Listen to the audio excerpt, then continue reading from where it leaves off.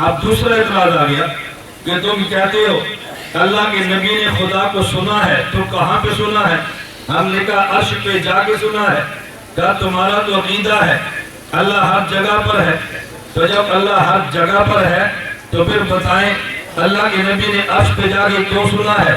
اللہ زمین پہ نبی سے بات کر لیتے، عرش پہ بلا کے بات کی ہے، اس کا معنی یہ ہوا اللہ عرش پر ہے۔ میں نے کہا نہیں، اللہ عرش پہ بھی ہے، ہر جگہ پہ ہے، عرش پہ بھی فرش پہ بھی۔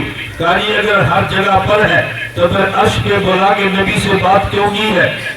میں نے کہا اس کا مطلب آپ یہ کہنا چاہتے ہیں کہ عرش پہ بلا کے بات کرنا اس بات کی دلیل ہے اللہ عرش پر ہے؟ کیا جی ہاں۔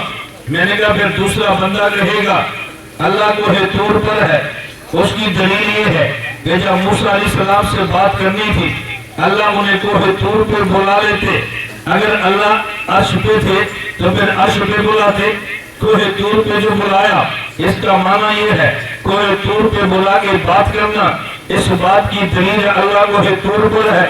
میں نے کہا ثوابی والا کہہ دے گا بھئی اللہ تو جامع ابو بکر صدیق کی مسجد میں ہے، آپ پوچھیں گے تیری دلیل کیا ہے؟ وہ کہتے ہیں میری دلیل یہ ہے جب اللہ سے بات کرنی ہو نماز پڑھتے ہیں، اور جب نماز پڑھنی ہو تو جامع ابو بکر صدیق کی مسجد میں آتے ہیں، اگر اللہ مسجد میں نہیں ہے تو بات کس سے کرتے ہیں؟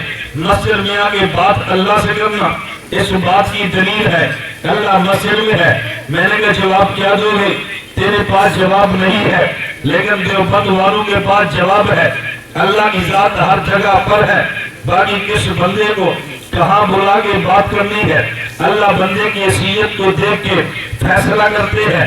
اگر بندہ مجھ جیسا اور آپ جیسا ہے تو انتخاب ابو بکر صدیق مدرسے کے مسجد کا ہے، اگر بندہ موسیٰ کلیم جیسا ہے انتخاب طور سینہ کا ہے، اگر بندہ محمد حبیب جیسا ہے انتخاب عرش معلیٰ کا ہے۔